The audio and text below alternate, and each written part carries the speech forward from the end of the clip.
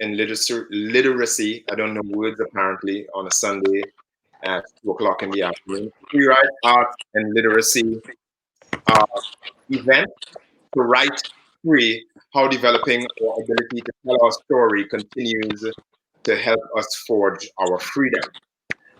Today we have three amazing young people who are going to be rocking with us. We have Denzel, Anthony, and Destiny, who are going to talk about what writing has done for them, what writing with free write in particular has done for them, where it applies. And we will talk a little bit, maybe also about participatory defense and mitigation and the connection between those things. You, as the audience, are welcome to join in, post comments, ask questions, or just sit back and look at us and donate afterwards to Free Write Arts and Literacy. I'm going to give it a couple of minutes for people to file in and have a good time, and set themselves up, get a beverage, get something to eat, and get comfortable before we start. Okay, so we'll start in about 2 minutes.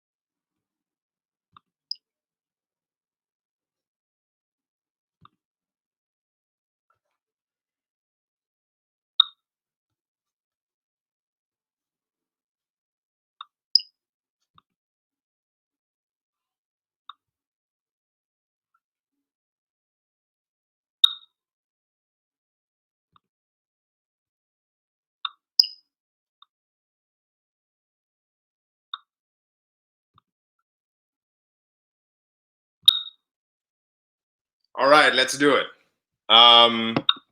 Good afternoon. Free Write Arts and Literacy has been in existence and consistently evolving for about 20 years. That evolution, all right, let's do it, has included. We're getting good afternoon. Some feedback. Free Write Arts and Literacy has been in existence and consistent. Sorry about that feedback. That evolution has included moving from literacy to various arts education disciplines to our current and direct understanding of the role of these disciplines in the freedom of young people and the role of abolition. Our tagline, if you will, says that free write students become narrators of their own stories and authors of their own futures. We were also clear about contributing to the public discourse around issues of youth incarceration and to the broader movement to dismantle carceral systems. So, to start off a conversation about writing, we're going to listen to the writing, some of the pieces of the young people who are with us. And I would like to invite you all to listen to the first person, who is Destiny. Destiny? Hi, my name is Destiny. I'm a program coordinator at Free Write, along with partnering with Denzel. And today I'm going to share with you some of my experience through writing. The first piece I want to share is where I'm from. As an opening, As I open the front door of my home to go anywhere, it's a hassle getting down the stairs. Anywhere. Wait, can you give me 1 second? Yeah. Uh, you have to deal with some real life things sometimes in these spaces. Um, you know, there's a young one. There's a young one over there who needs to be occupied. Otherwise, we have one. We have one here too. So we know how that go. Um, Okay, I'm sorry, I'm back. cool. Good. Good. Good. Go. As I open the front door to my home to go anywhere, it's a hassle getting down the stairs. Hey, where your brother? Did your mama cook? Is the Wi Fi on? Can you tell your friend stop playing with me? In the midst of all the shouting, the only noise I hear is Lisa being called out. This means someone sees or hears the blue and white coming. That only means three things: grab a female and walk, run, or stand completely still and make eye contact with them. The first time witnessing death was like starting my cycle with no prep talks or knowing it was coming. It catches you off guard and takes something away from you you can never get back. How you view life. Going to MLK skating rink every Saturday from 7 to 11 p.m. was how many of me and my peers got through the week. It was very likely you would see someone you knew from social media. This was when Uvo and Kick was popping. I mean, MLK was trending until it got shut down. It was the talks during lunch period every Monday in high school. Chicago is where I'm surviving. I wish to live one day. Wherever the wind blows, that's where some people meant to go. You have to be mentally, physically, and emotionally stable to be in good standing living in Chicago. Chicago doesn't teach you how to love, care, or even be there. Even being raised in a good household doesn't mean you'll even survive. It makes you soft and liable. A mixture of what you call sweet and spicy, hot and cold, salt and pepper. Kindness can be with no intentions to harming a fly. Her good intentions sometimes come off as a bad mistake. She doesn't mean any harm. Not being big on hate landed her places she didn't deserve to be. In a courtroom is where she almost called her home. Her life depended on it. Gravel wasn't under her feet. It was where she was in space, lost for words, looks, and emotions. Cynthia Jefferson was the only life that caught her eye in this atmosphere. She could feel her mother's heartbeat from where she was standing. And believe me, it was not like hearing her footsteps when it was time for a whipping.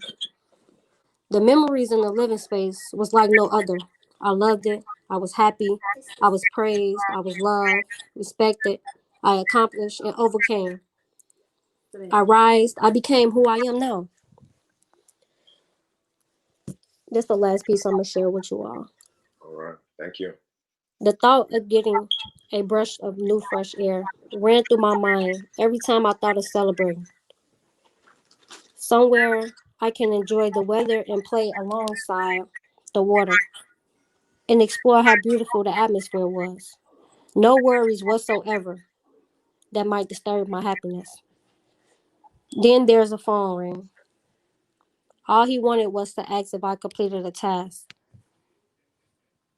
he assigned me to do. I knew asking my brother if he wanted to experience this task will only create memories.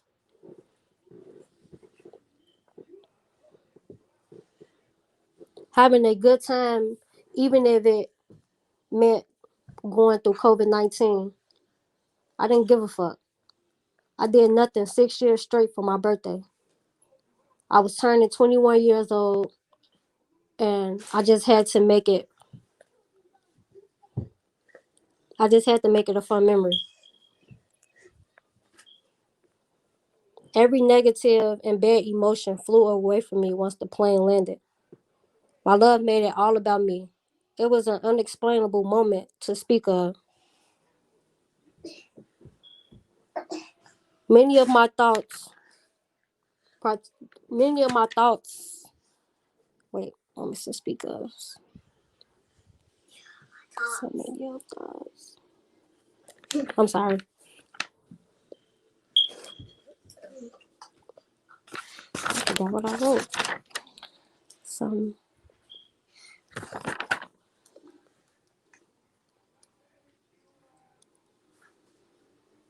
on this particular day, it just felt like no other. Red and pink roses, the taste of fresh chocolate covered fruit, and wonderful vibes. Thank you for listening.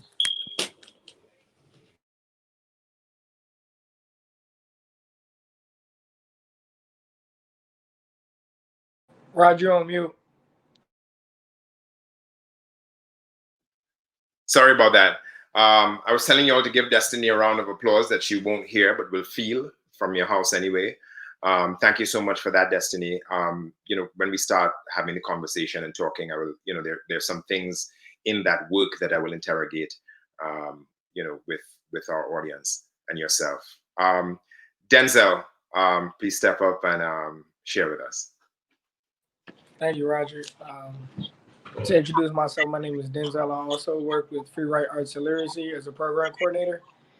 And I'm going to be sharing a piece that I wrote in collaboration. Well, I'm going to just share a piece that I wrote about a week and a half ago with the help of Roger and Destiny. I grew up a little bit of a daredevil, not for anyone's purpose, but more so of my own. Life brought me to a point where I'd rather play it safe and not do anything that I worry about being caught doing. When I thought about dipping, I thought about what another guy locked when I was locked up in the audio home had said to me. He said, "You're gonna get out and do the same thing. You ain't really changed." I can't remember what he looked like because I heard it from a few different guys over the course of many years, even staff. I just want to draw awareness to the moment and the emotion. I wanted to run away from home my first day out. Shit may have not even been that bad or fucked up, but I'm just trying to group that memory because I was so adamant, and I remember so adamantly saying that I would never, ever, ever, ever go back. And I was so sure of it.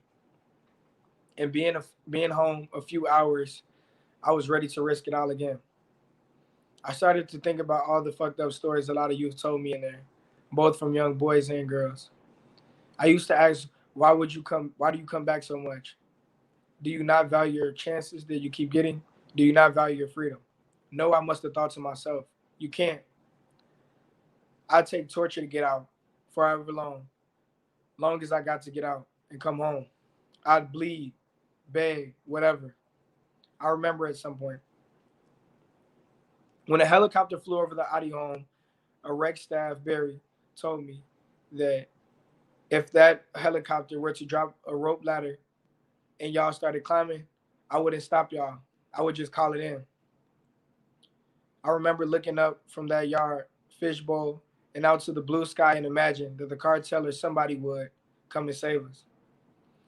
And then when they dropped my case and I was outside, when they dropped my case 2 years later, and we were outside, another youth asked me, would you if a helicopter, he asked me the same question, if a helicopter flew over and dropped a ladder, would you escape? And at that point, I then said I would stand next to Sav so they wouldn't get me confused with any of the escapees.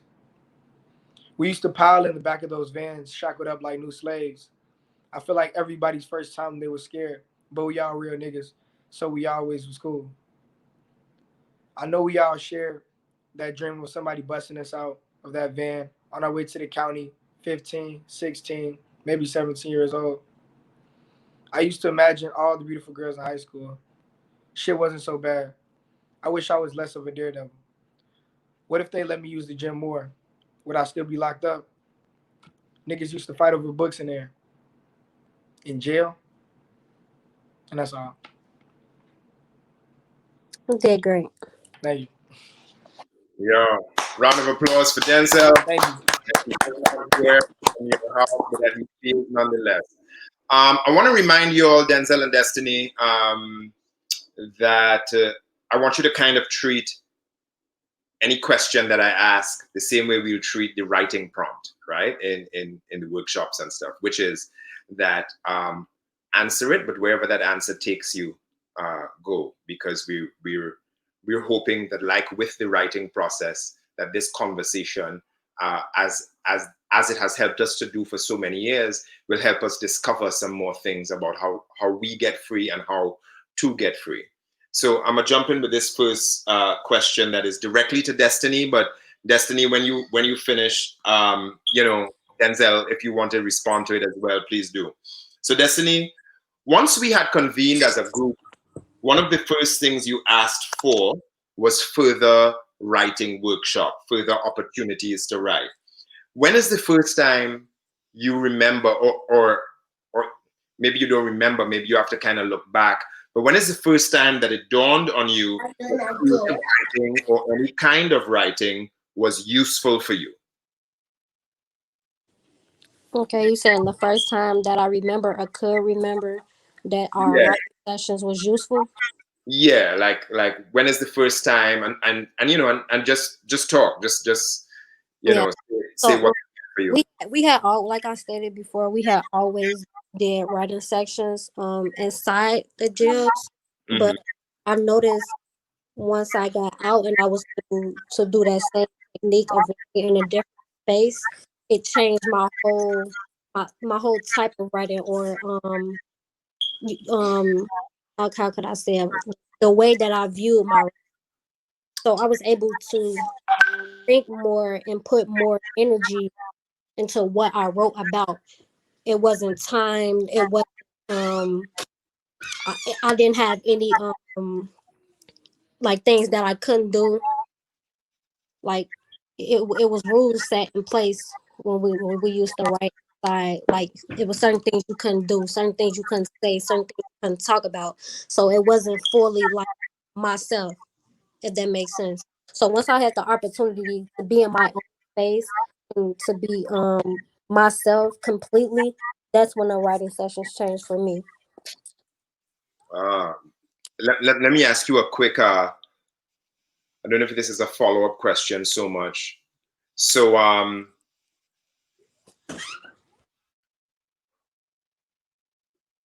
if I understand you correctly, you're saying that once you were out, that you felt differently about what you were writing, right? That you felt differently about the fact that you could write about anything without any kind of censorship or censure from, like, whether it's gods or whatever now, right? Yeah, there was no limitations to my writing. Right. Did How did that make you feel about the stuff that you had written back there? It made me look back. I mean, I still like my writing. I just wish like I was more like didn't give a fuck. Like, okay, it is what it is. Like, cause now Right, I got that attitude. Like, okay, I'm gonna write about what I want to write about. It's my writing. You see what I'm right, saying? But right. once I was in that type of space, it's certain rules and guidelines that you have to follow. Sure, sure. I hear you. Denzel, you wanna talk to that, any? Yeah, I speak on it. I feel like when I was inside, I I always wrote poetry since I was like younger, and when I got locked up, I kind of lost my craft, and I felt like I didn't know how to hone in and like capture like that skill that I feel like I developed like when I was younger, which was like writing poetry and just getting out some cool thoughts and everything that people actually enjoy. Um, when I was inside, I created a couple pieces that like I still love to this day. Some of my realest stuff that I probably ever wrote, and some things I never even shared with anybody.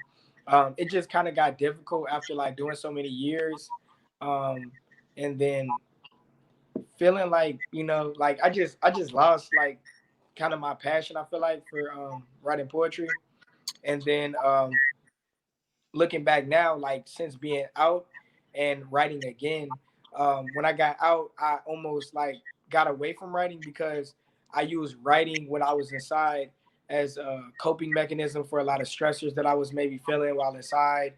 Just trying to use that as an outlet for energy.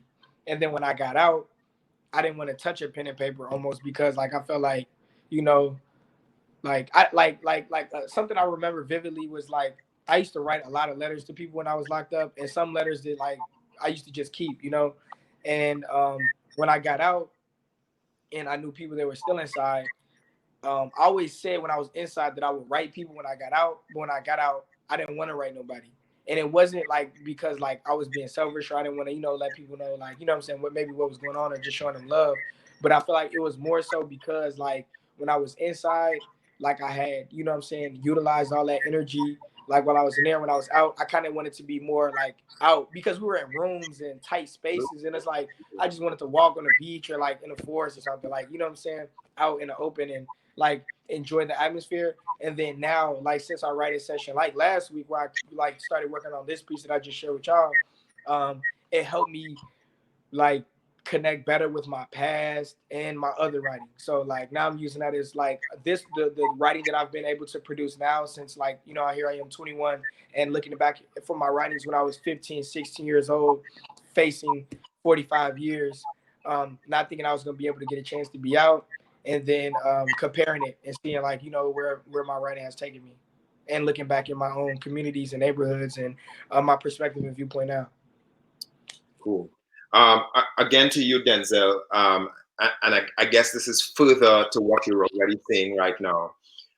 We were having a conversation about how we're going to evaluate and stuff the writing process that we're going through right now, and you said you felt, and this is to speak a little bit to free writes idea that that everything we learn about the work we learn from your right, Mm-hmm. um, and and we decision make um, to, to a large extent based on that. But you said that the evaluate. I'm paraphrasing you a little bit, right? That the evaluation is in the process. You said that you felt that what you wrote about the city, for instance, when you were 17, that the difference between that and what you're writing now, that it's measurable, right? Yeah. Measurable as an evaluative tool. Um, say some more about that. Like, yeah, Yeah. like Yeah. I break think that it's, down for us or whatever. Yeah. yeah. I just thought it was pretty neat to so I'm gonna just get into a larger point. So free write in the classroom that worked inside of a jail ended up helping me develop writing that they then used as a tool to help me in court, which then I was writing in an instance where I was just getting out my energy and feelings and things in my writing, and I was sculpting the outlook of my freedom in life. So it's like becoming very important. All the while creating this writing, I'm handling a variety of like trauma, pain, anger, confusion, understanding. I'm putting it all into my writing, and now me being on the outside and going through a number of different situations and still even, you know what I'm saying, doing work in this practice that we're doing now, I feel as though it's important to capture like a student from that point where I was writing in a classroom to where I am now as a student in college, and my perspective when looking back on my city, the my viewpoints on like violence and you know, in Chicago, and you know, like even figures and people that are important to me. And it's I feel like it's measurable in a way where you can help even understand how maybe somebody's writing can change and evolve in a fashion where a lot of my writing was geared towards, you know, prisons and jails, and now it's sculpting like because I just wrote a piece yesterday and I was like, I'm sure that I'm gonna stand on that I'm not gonna write about jails and prisons because I kind of want to get away from that and free my mind. And so I'm just trying to match up a lot of my pieces that you know, show like I'm writing from a true, authentic, like 6-year-old self in the jail, and I'm mad, like I'm pissed off, and I'm just writing into like myself where maybe I'm angry and I might be going through something on the outside, and I use a poem or somewhere as or a piece of writing as an outlet for me writing, and then just matching those up and see like even as a person, um, maybe where I came or you know, it's just you know, it's just I was just kind of taken back by like a piece that I wrote, you know, from when I was like, I believe 16, and I won an award for it with when I was in jail, and like looking at my outlook on my city, because the piece was called My City, and then looking back on how I write, um, in comparison to my neighborhood, when like the same things that I felt shaped it are different now that I'm 21. And it's like those are very important things, which in my piece I wrote and I said, if they would have let me be in the gym more, would I still be in jail? And that kind of goes back into like my community had a resource which was a gym, and like all of us loved going to hoop and play basketball and shit. And they never let us use it. And it was like a super dope gym and everything. And we used to always go there and beg, like, can we go in there? But somebody like probably grown men, you know what I'm saying, would pay and they would rent out the gym. So we'd be blue and outside on the blacktop hooping, and that's where people sell drugs and gang banging, shootings and shit happen. And police mess with us, you know what I'm saying? Well, when we were hooping, maybe not that much, but you know what I'm saying? It's just the outside world. And it was like, you know, I was more tied into basketball, my like that, like when I was inside, yeah, inside, inside uh, the gym. But that was a linkage that I feel like I drew, and I'm still evaluating, you know, what I'm saying, it today. Yeah, So. yeah, yeah. So I mean, I'm there's so many points I want to come back to there, but I kind of want to book. There's one thing I want to bookmark there, and that is that there's a direct correlation between city resources, the way those resources are doled out or allowed out to the inhabitants of a community, your ability to access them, and potentially, your ability to navigate all the other pressures of the street and the world around you, right? So that Yeah. there's a direct relationship between that. But I'm a bookmark.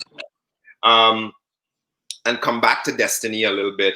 Uh, so we've been kind of implicitly talking about the connection between um, writing and your freedom, or you all have been kind of illustrating that.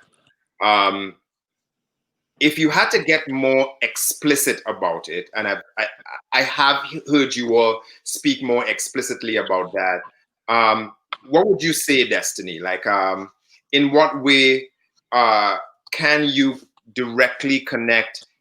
And you don't have to like limit this simply to creative writing, right? You in particular, Destiny, you did like every discipline we had to offer. So, what is the direct connection between those things and your ability to get free of not just the carceral system, but free in a larger sense? Mm-hmm. A way that I express myself freely, and not only writing but just being around um people like you all, like such as free write. So let me figure out a way. Give me 1 second. Mm-hmm. I'm gonna jump in a little bit to elaborate as well, like on my Wait. situation. I go ahead, Okay. go ahead. Yeah. Before you go, I just want to ask Roger. Can he repeat the last part of the question? Yeah, I'm saying um, like the direct relationship, right? Between you all are making art, Mm-hmm. like you're seeing how that making art is is helping you get free, or maybe Free. after the fact you've seen how that making your art helped you get free. Can you talk a little bit more about that direct relationship? Okay. Yeah. My direct relationship with making art, or any kind of way of me doing anything and making me feel free, was painting. I had did paintings and incorporated my artwork into the paintings. So it was a time, it was an assignment where um we had made silhouettes, Mm-hmm. and inside the silhouette, I had made two projects actually like this. Inside of one of the silhouettes, it was a silhouette of me, like my head and shoulders, and I had wrote a poem inside of it to a staff, indicating to her that like I'll miss her when I leave, and all the fun memories we had together and stuff like that. The second piece I had was a silhouette of Africa, and I Mm-hmm. had wrote a piece relating to my hood, basically saying like where I'm from, the things that I see that goes on in my neighborhood, how male and female react to one another and how the behavior is. Um, Stores and liquor stores and how I feel they're not beneficial in a neighborhoods, but they're just a distraction for a bigger industry of something else. Right. Um, it was other ways that I free my mind as well. Speaking, Mm, speaking at like the programs Free Right have, such as Stumping Grounds or the mhm, open mics Louder Than a Bomb, mhm. or even it's been times where I spoke or creatively express myself through dancing. So praise dancing, I used to praise dance to gospel music, Mhm. and um I would do that. And it was like, I mean, I don't know if anybody recognized it, but the songs that I danced to were like timely picked. Like, okay, I would sit down with my caseworker, and my caseworker was the one who always brought it to my attention. You want me to help you do this, and she would, like, we would have rehearsal, and she would teach me certain moves and tell me, oh, you should do it like this, or maybe you should incorporate this movement to show this feeling. So that was something that I had set aside and really put a lot of effort in when it came to expressing myself freely.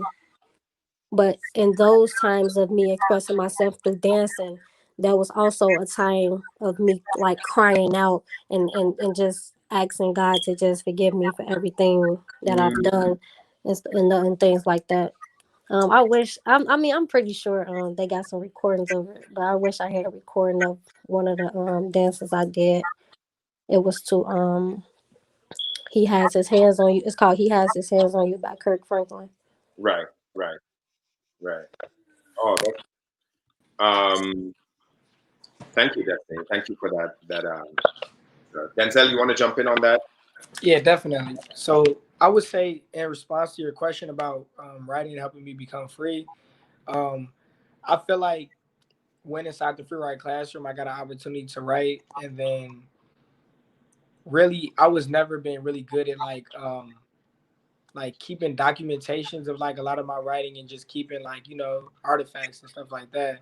And I got into a better habit of it now. But free write used to always keep our notebooks and be like, you know what I'm saying, you can take your notebooks back with you on the units and write, or you can leave it here. And I don't know if Rod you remember, but I used to always opt to like leave it there, so because I had like too many notebooks in my room, and we could only have a certain amount while we were in there.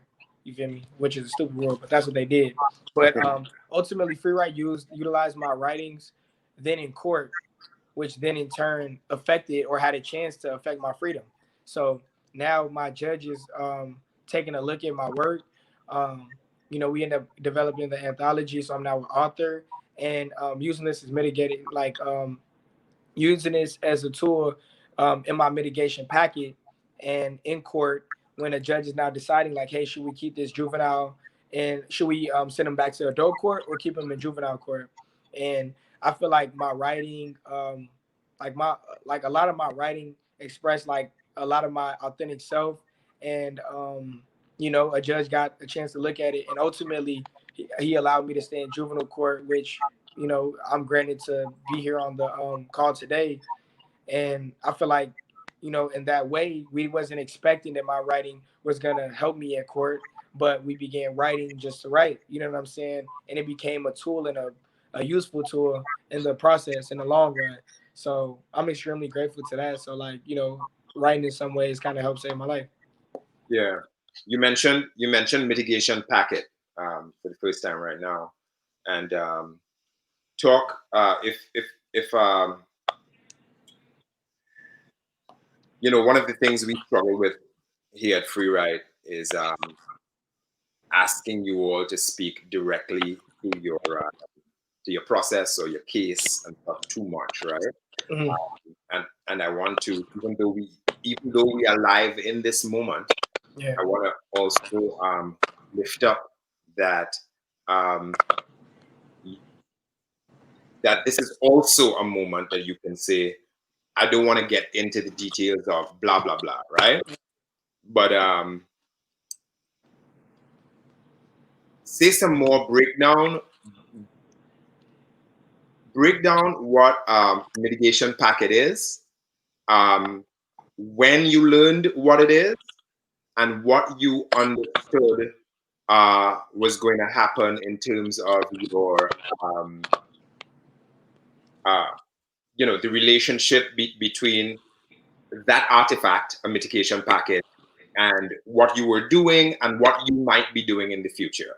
And Right. Destiny, I'm going to come to you as well with a corollary question. Okay. To start, I learned first about like mitigation and mitigation package and all that type of stuff when I was like, I started fighting my case for a few months, and I had a public defender because I couldn't afford a lawyer, and I remember sitting down with him, and he said like, so me and my PD ended up, which my public defender developed like a I would want to say like a really good relationship, but like to kind of like fast forward because I don't want to take too much time, like you know what I'm saying, like too many details and everything. But um, my public defender felt very strongly about me after meeting me, learning about my life, and he took time to like learn about me, and he offered to get a mitigation specialist for me, and he would pay for it out of his own pocket. And he found a lady who was a mitigation specialist, which her name was Holly, and she sat down with me and met with me, and she said, "I'm your mitigation specialist," and I'm like, "I don't even know what mitigation means," Mhm. and she broke it down, saying that not oftentimes, but in court, you like, so basically as a tool in defense of your life and your background, your education, your criminal history, your mental health history, your family's mental health history, and their backgrounds and things like that can all weigh and play a role in a deciding factor within your case, because the person would work with me to then develop a mitigation packet after learning about me, my family, meeting with my teachers, different like vastly around my, you know what I'm saying, important critical areas of my life, age and things like that, and utilize it as a tool in defense in court.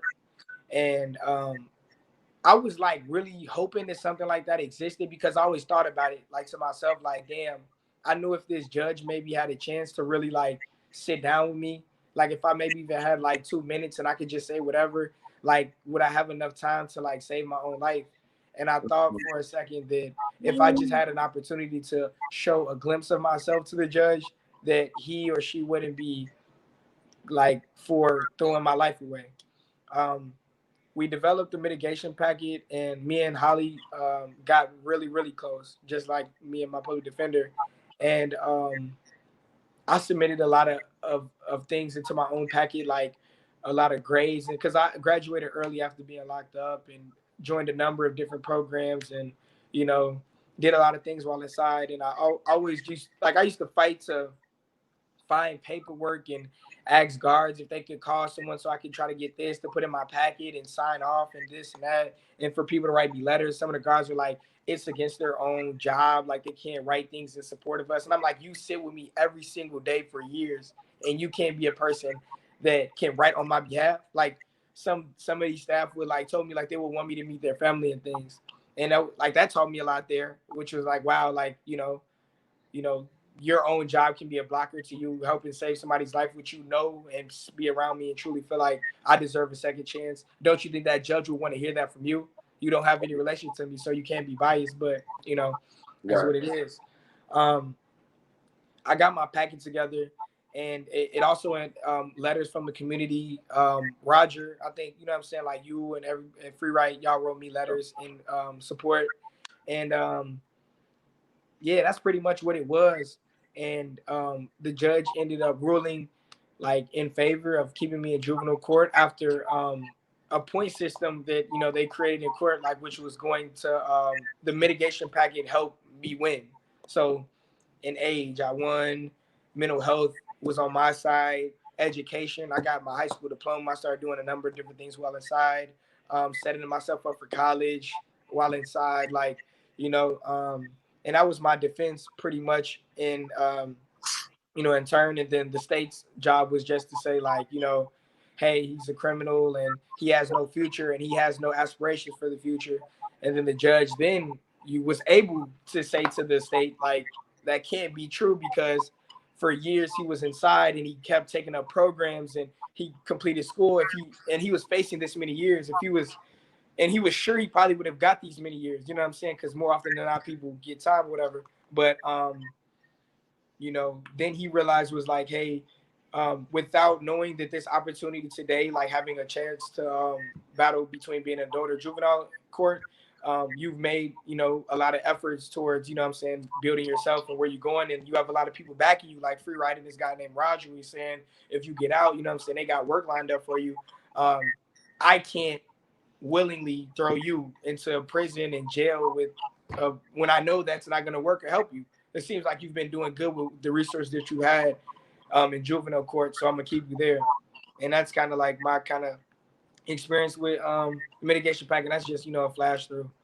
But yeah, I hope that kind of answered some of your question you were trying Yeah, to say. yeah, yeah, absolutely, absolutely. There are a couple of things in there that Matilda is out here, with a couple of extra questions for us, but she echoes me when she says it's taking our breath away. This question, if I had 2 minutes with the judge, would it be enough time to save my own life? Right, like that might be.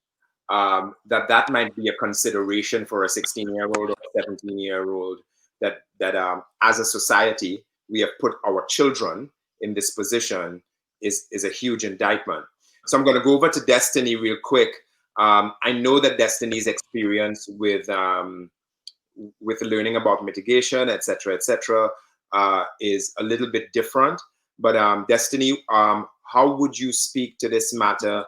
When did you learn about mitigation, and how did you understand that what you were already doing, maybe what you were even writing, would be connected to the possibility of your being free? Okay, I first learned about mitigation a couple of weeks ago. Um, at one of our trainings, Matilda had came and spoke about mitigation, and in that moment, I learned that I had went through mitigation being incarcerated. So Right. some of the things she had spoke about was like a mitigation specialist, their role and what they do, and how it affects the outcomes of an individual.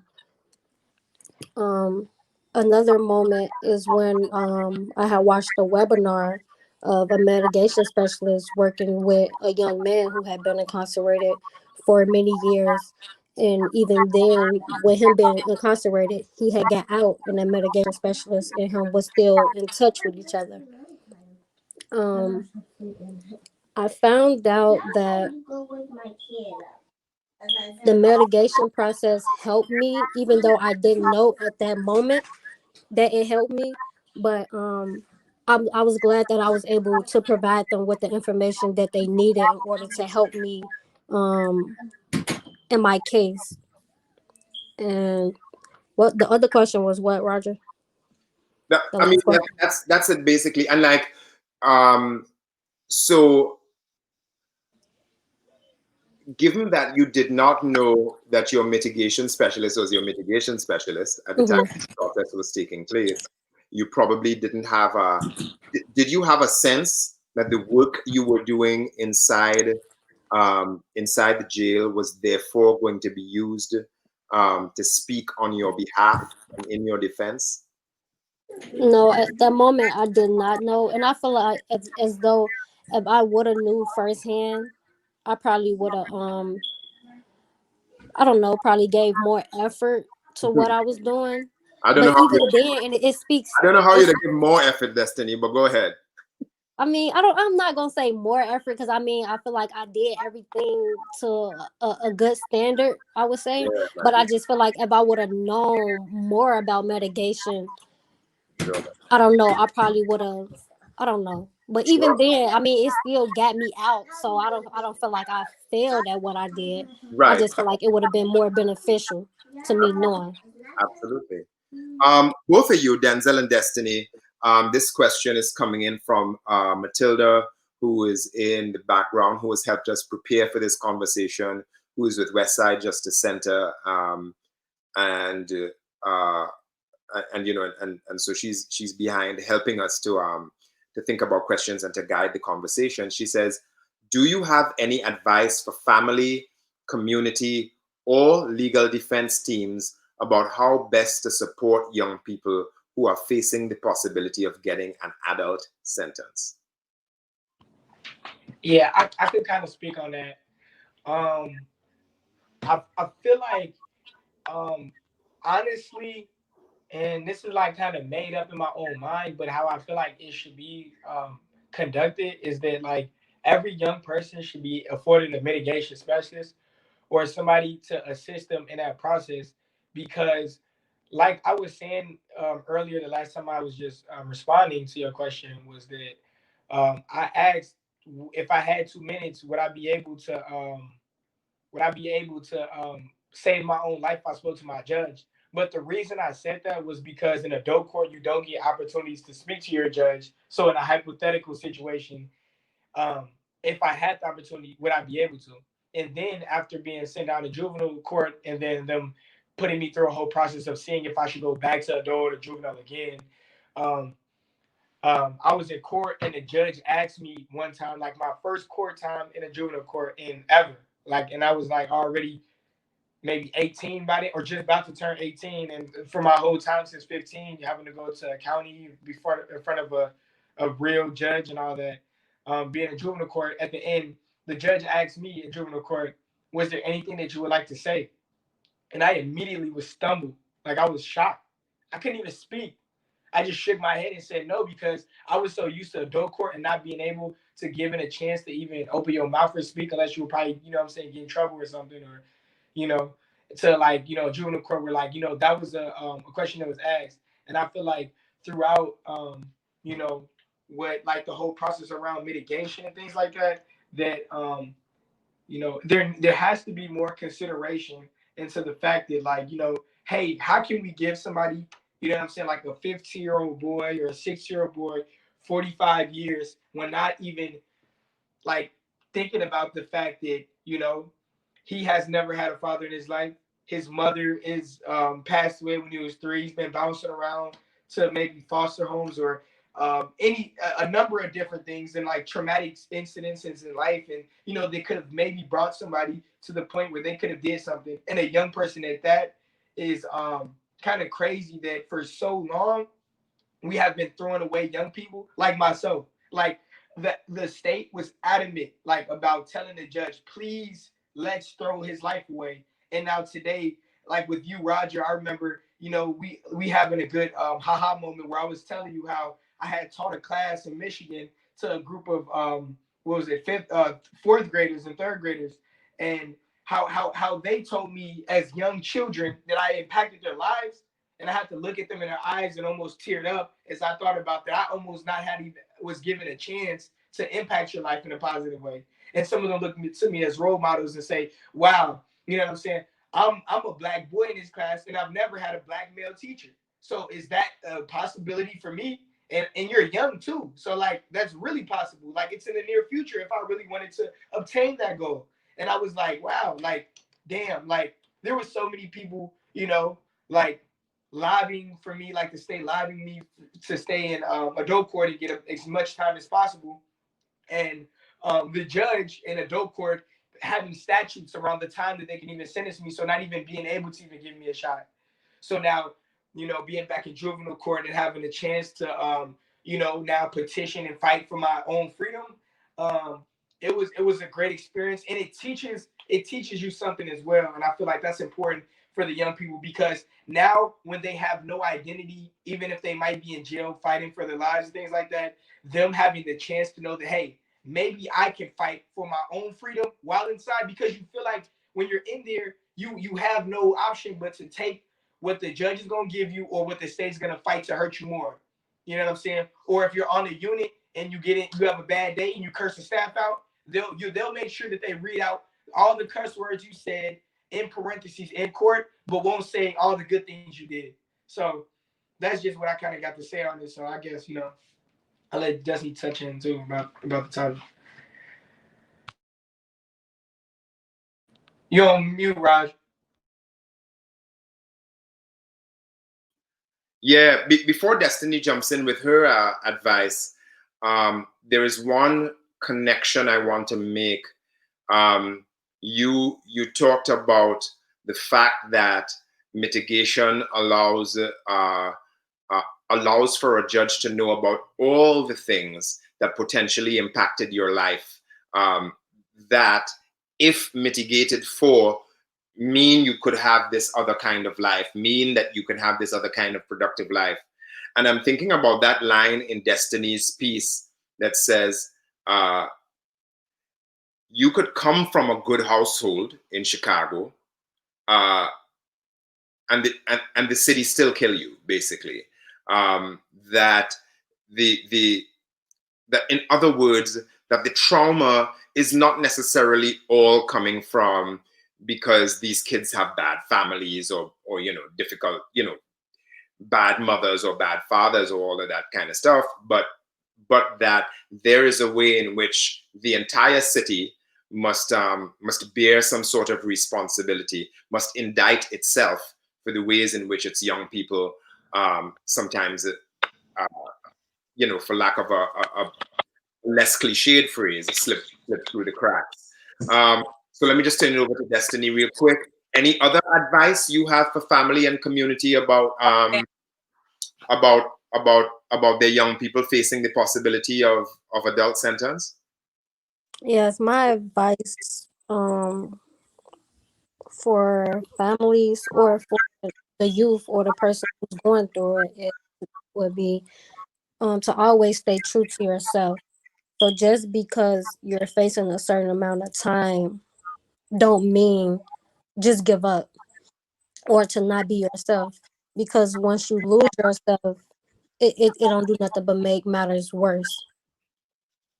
So my example for that would be, okay, just because I'm facing a number amount of years, um, that don't mean get into fight every day, be disrespectful, decide to not cooperate at all, like stuff like that. It doesn't do nothing but make your time harder.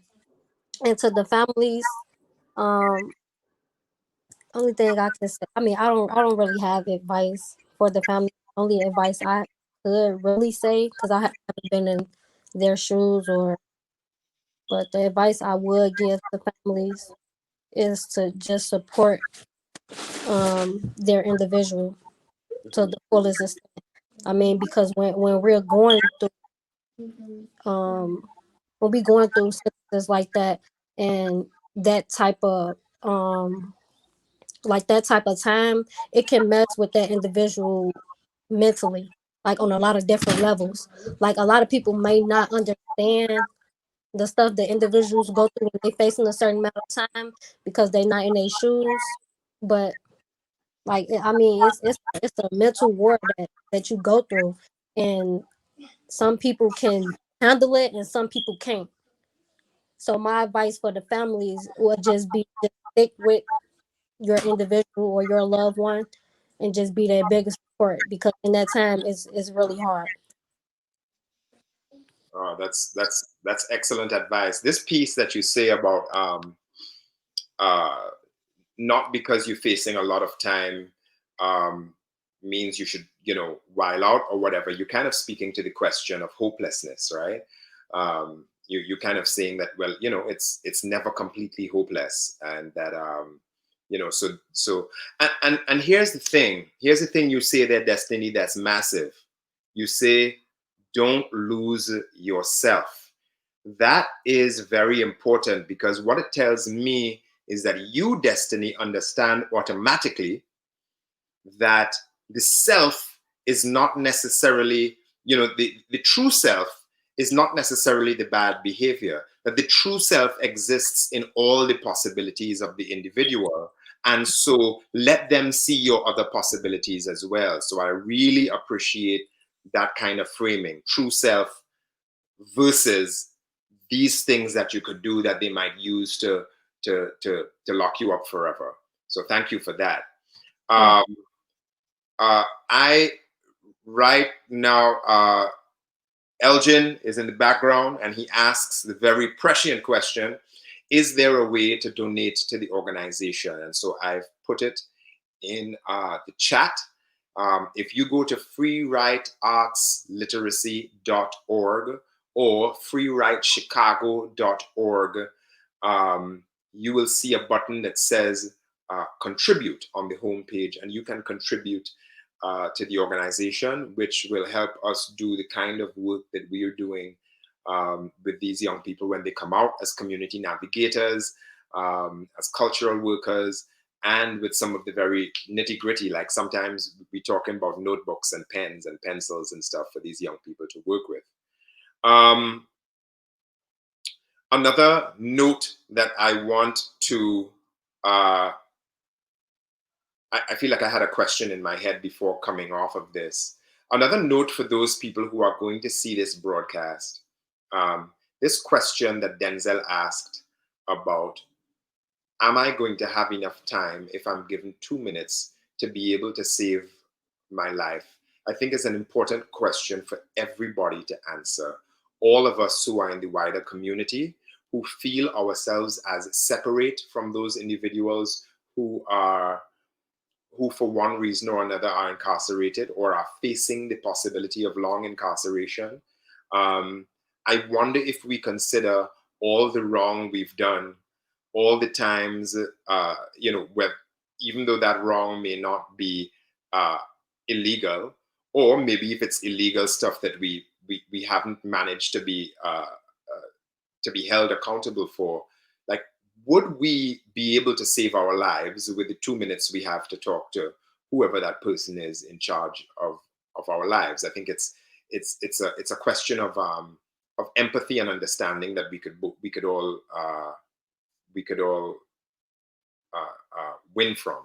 Um, uh, so I want to give Denzel and Destiny the last opportunity to speak here.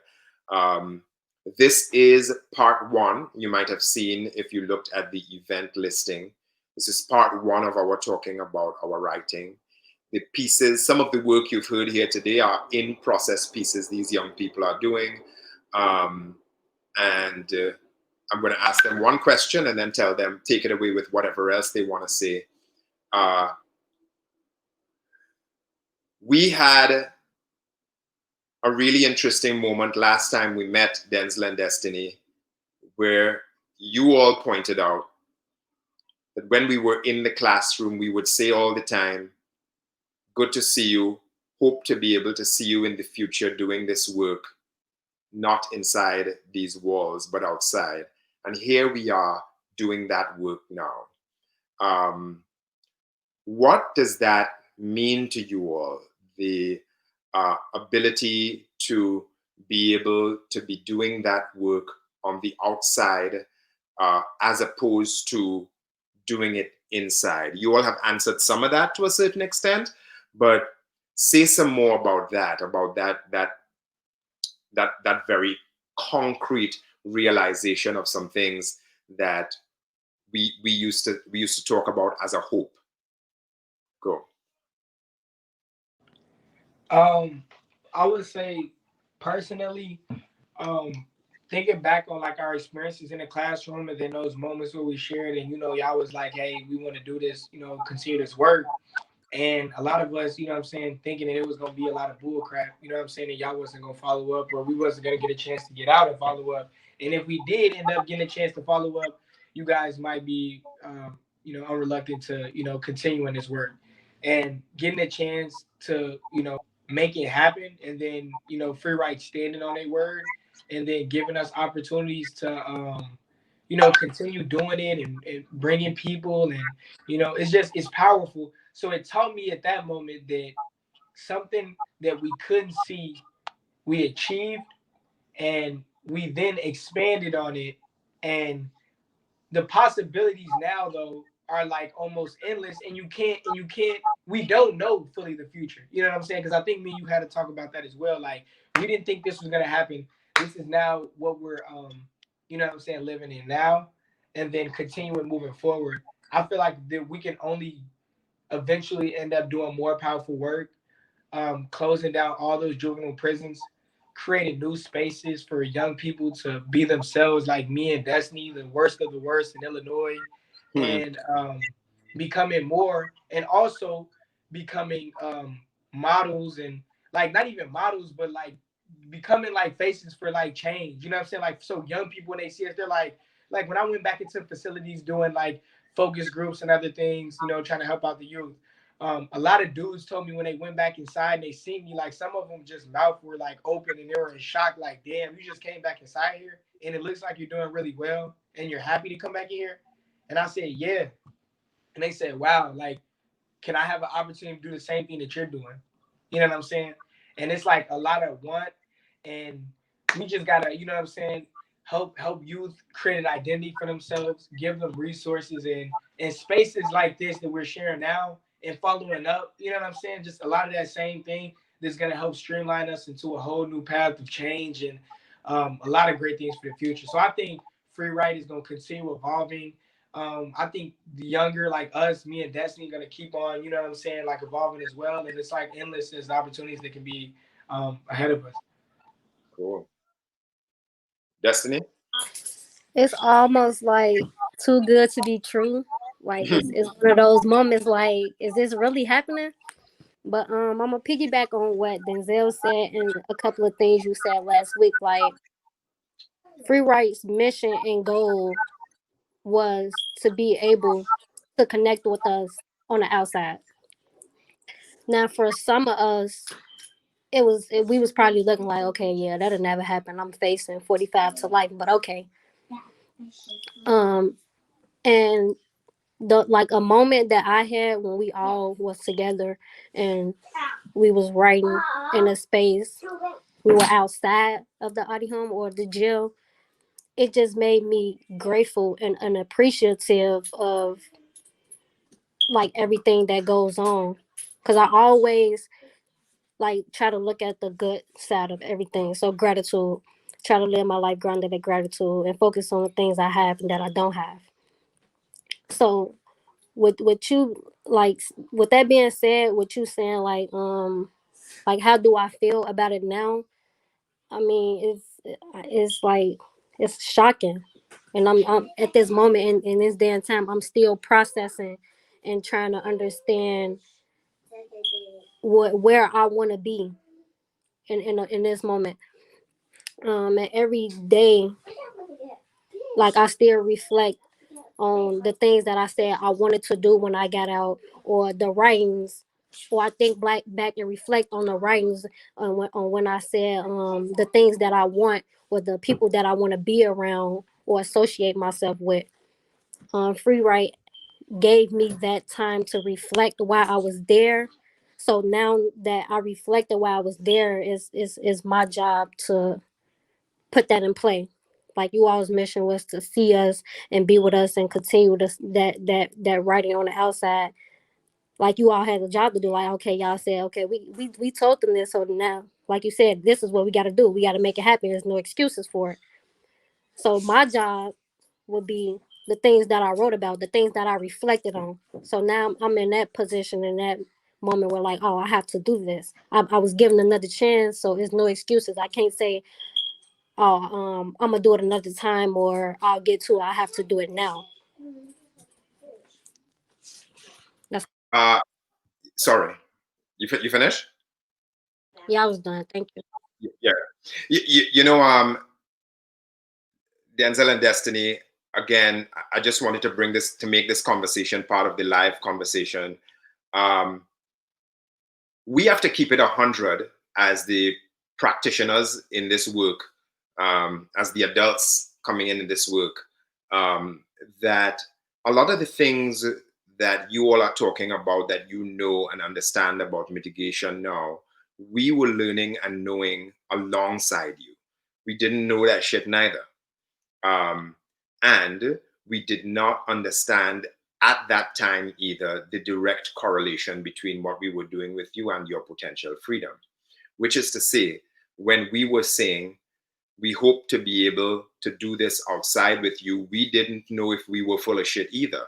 In that, of course, that's what we would prefer. We didn't know if we were talking about something that is just some pie in the sky type idea, because there was still a sense of esotericism with which we were dealing with our own craft of writing. We did not understand, for you all, the people with whom we were practicing the writing, what all the direct correlations between doing that work and your eventual freedom might be. So that's important.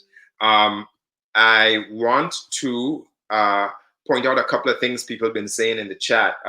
So first of all, Matilda points out that it's deep how much money, how many resources are invested in the wrong direction.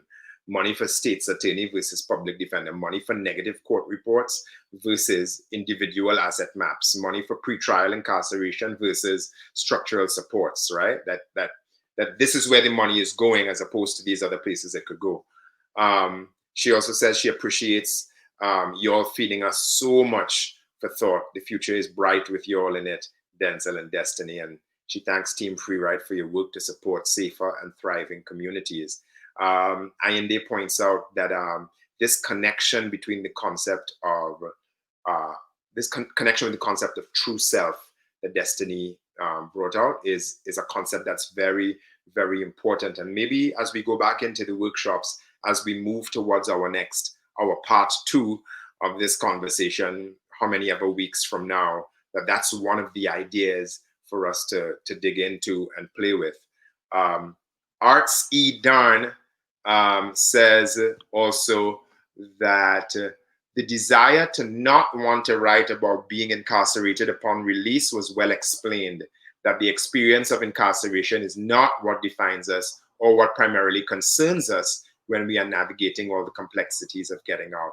I mad feel that, and I want to add to that too, Denzel, that what I also know about writing as a writer is that there are things that don't let you go until they're ready to let you go, right? And so that part of the patience of writing is taking that stuff that you no longer want to write about if it keeps coming, because that's how you get rid of it ultimately. That's the kind of paradox of the writing process. The more if there's a thing you need to let go of, then you need to embrace it. There's a point where you need to embrace it completely first before you can get to that point.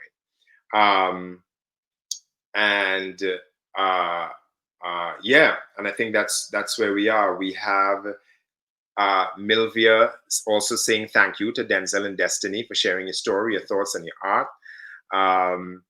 And Elgin saying thank you all for the space, for sharing your stories. Continue to shine and speak.